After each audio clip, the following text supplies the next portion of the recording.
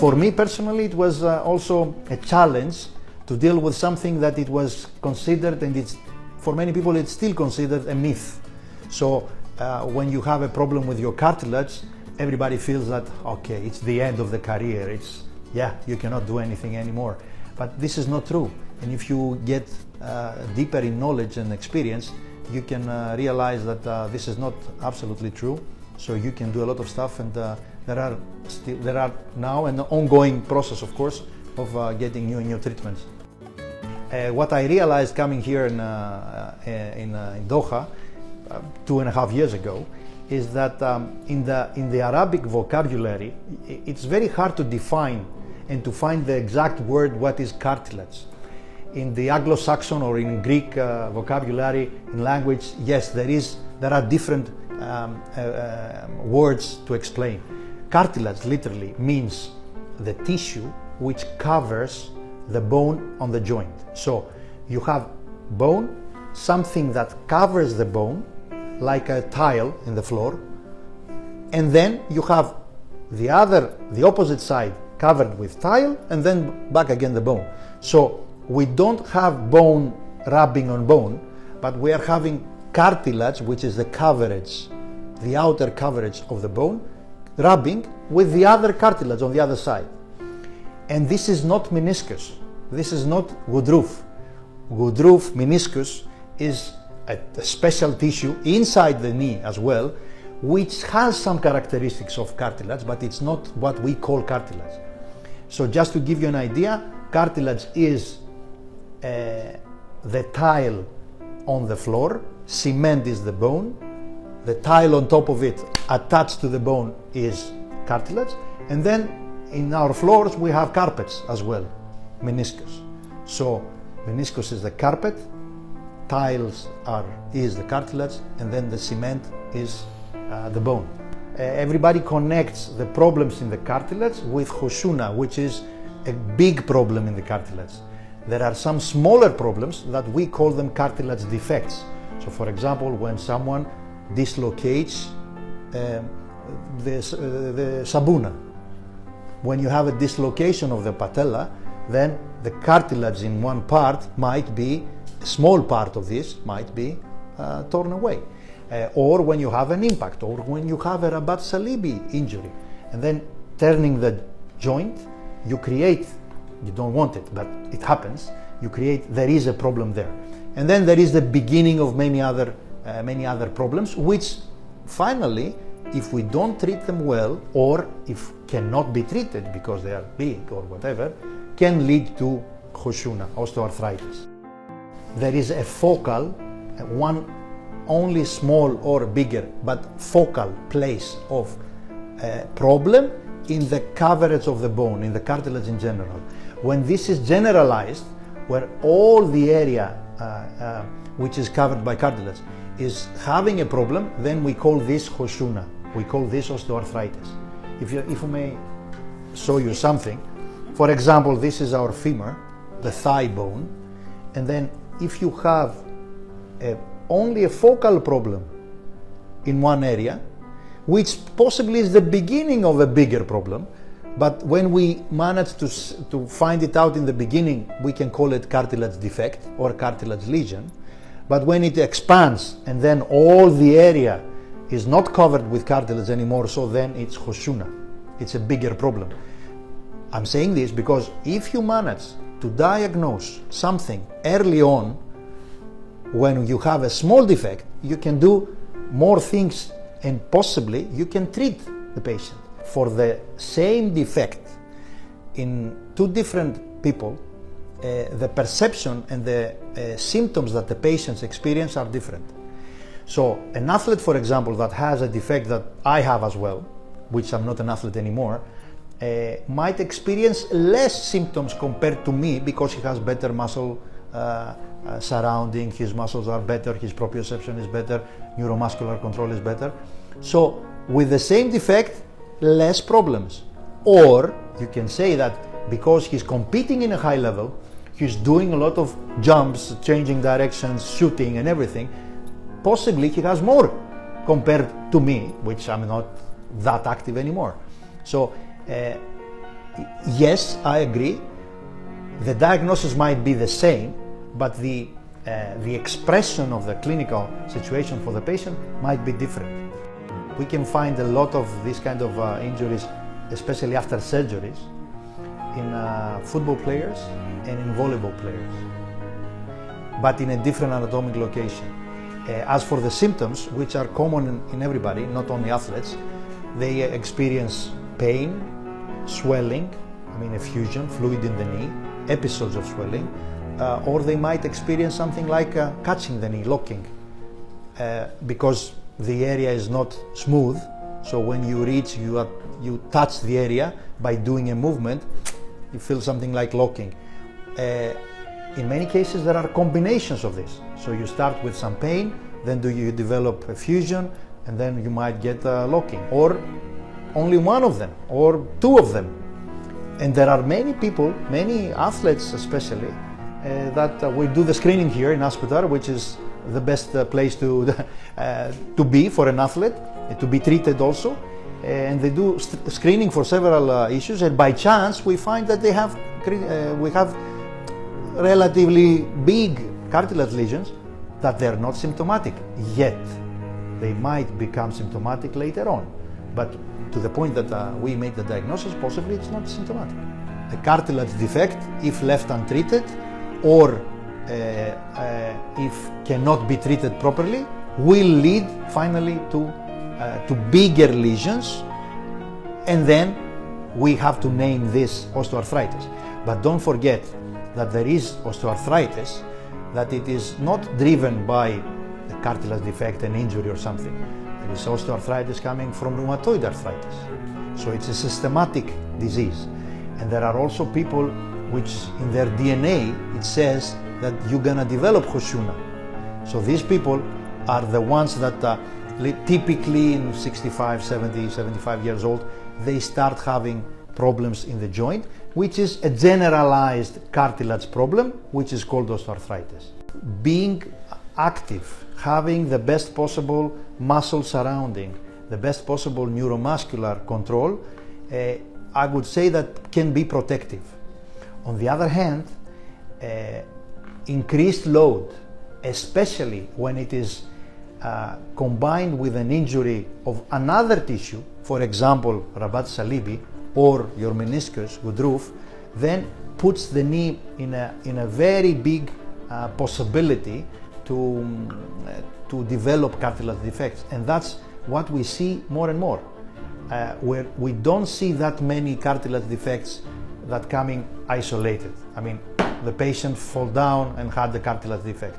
This might happen, but it's not that common. The most common reason is the patient had an ACL tear, a meniscal tear, not treated properly or treated with a different approach, and then develops a wear, a problem in the cartilage.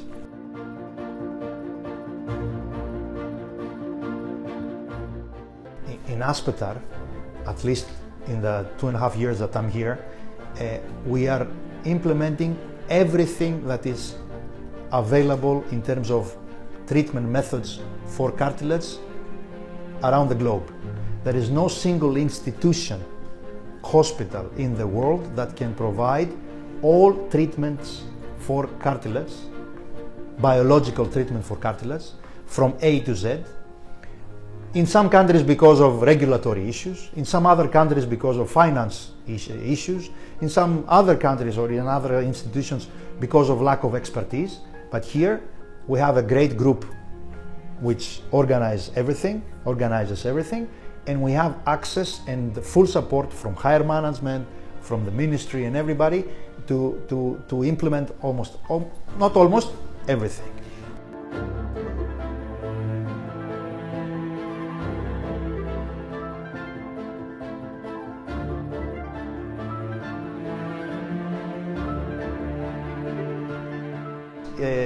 In the world of orthopedics, it's one of the most successful orthopedic procedures. So for the patient, it's absolutely fine if he goes for a total knee arthroplasty or a uni knee arthroplasty if needed, to put metal and plastic to replace the joint which is absolutely destroy it. But that's the last resort. We go for this when we have exhausted all our means and when the quality of life of the patient is compromised. When we're talking for athletes, it's definitely something that you cannot do if you expect this athlete and this athlete wants to get back into activity. There are so many other solutions, biological solutions before that. And but literally they are not different, because I can give you a tip and a detail or maybe a hint. An athlete who has a problem with his knee, if it's meniscus, if it's cartilage, if it's synovium, whatever, what is his main goal? Tomorrow to play. 95% of our athletes want to play next day. And the first question when you give them the treatment option is, when can I play? Well, when will I play? So everybody wants to do the minimum, which is absolutely fine, with the best possible result and as fast as possible, which is not the case when we deal with cartilage defects. When we reach the point that we go for surgery, we have to understand that if we exhaust everything else and all is now tested and cannot help, we have to spend some extra time. For cartilage to be grown, we have to get in the area of the defect, we have to get workers, cement and water. So we have to give the material in the area, but also to give the cells, that the workers, that they will do the job. So it's like you have the tiles that we said before. There is a tile missing, so we cannot replace. We can, in some cases, we can replace with another tile. We get it from another place, but it is proven that the best way to replace this area is to try to get the cells of our body, means the chondrocytes, the cells of our cartilage, to this area and provide them with the stem cells of the surrounding from our body as well. On a scaffold, we put some membrane on top of it and we put some glue on top of it, and then gradually it develops. They produce all the substance that they need to produce the new cartilage. The process starts immediately as we do it, immediately. But the maturation of this tissue is like the cement. You keep wetting the cement until it gets hard enough. So you have to do the proper rehabilitation, you have to wait, you have to respect the biology, and it will take several months to reach the point of being solid and good and high quality cartilage, closer to normal, not absolutely normal, but the closest that we can have to normal, and this will take some months. In this period, of course, the patient is not lying on bed, moving, walking, doing activities of daily life, and we promote early mobilization, of course, because this gives better results.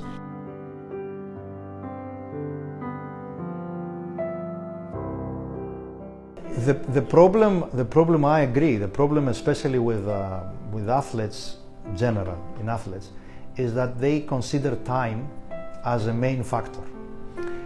But I would say that this is not. It's a kind of a myth, because there are some techniques under our experience, and we can perform almost all techniques that we discussed according to the patient.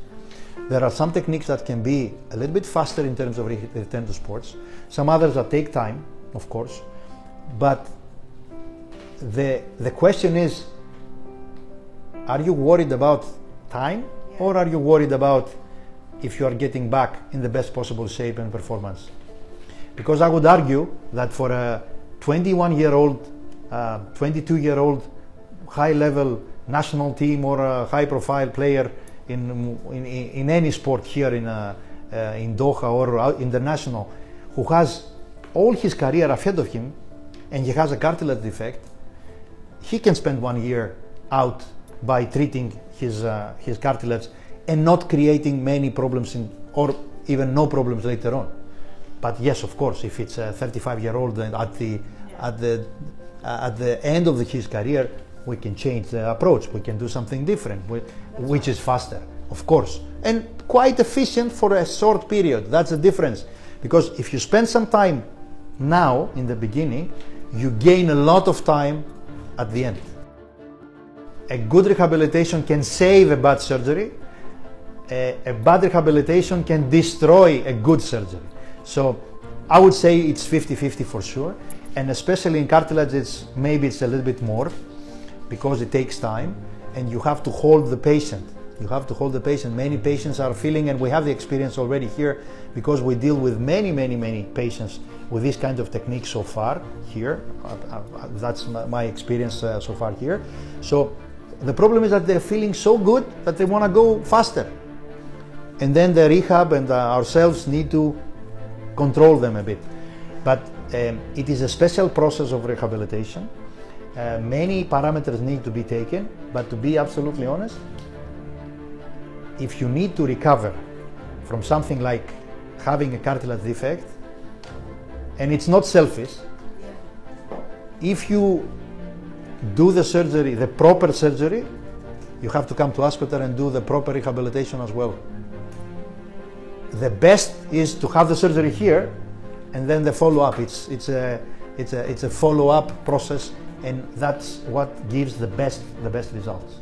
The conceive of this institution was absolutely brilliant, absolutely, because you have from A to Z, sports nutrition, sports psychology, research, epidemiology, rehabilitation, radiology, lab, I forget many, screening, everything, sports medicine in all aspects, and surgical department as a big force as well. Okay, what do you expect? This is the way to work, because if you do something and you don't have the support of the support staff, it's like you're working and you're racing in Formula 1. What do you expect?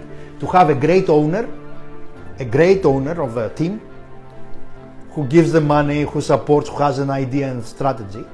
You have managers who organize all the aspects, to have support staff for the car, mechanics, to have good drivers, the top drivers, and a good car. I mean, it's the Formula 1 of sports orthopedics.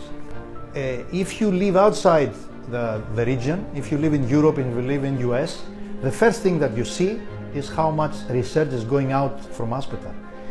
And it's the best, one of the best ambassadors that we have in the community, in the scientific community and the professional community.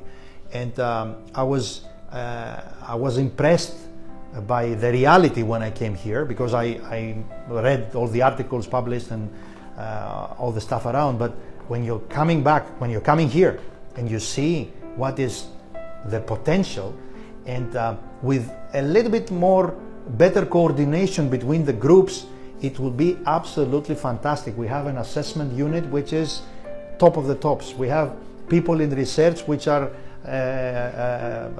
Professor Karim, he's top in the country, and I mean, yes. So I didn't feel not even a single minute that I was somewhere outside my home, and I'm being absolutely honest, except for the weather, which is much hotter here, of course, in the summer, but this stands for 3 months, okay? That's the only, and maybe the scenery.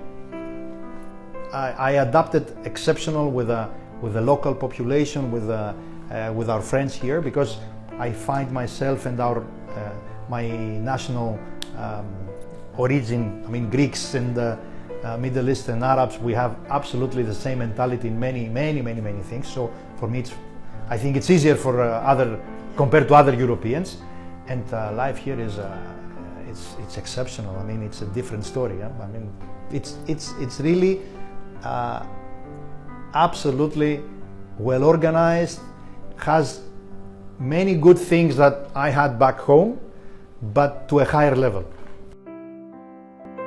For hospital, it will be great because we're going to support the teams, and for us it's an absolute honor, but to be honest, we deserve it. I mean, the hospital deserves to have this kind of support, to be part of this big thing.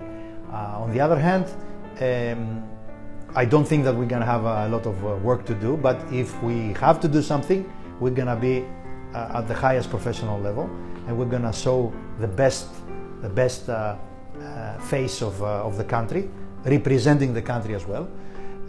As for general, I'm expecting to have, I don't have tickets to be honest, but okay, I will manage, I'm sure. But I'm expecting to have here in the country one of the best, and in terms of performance, I'm expecting far better performance from the teams compared to the other World Cups, the previous World Cups, because of the time, because of the timing, being in November and December, all these players in the beginning of the season, after having pre-participation and first games adapting well, and not at the end of the season being completely dead after 60 games. And you're gonna see that performance-wise, this World Cup will be absolutely fantastic.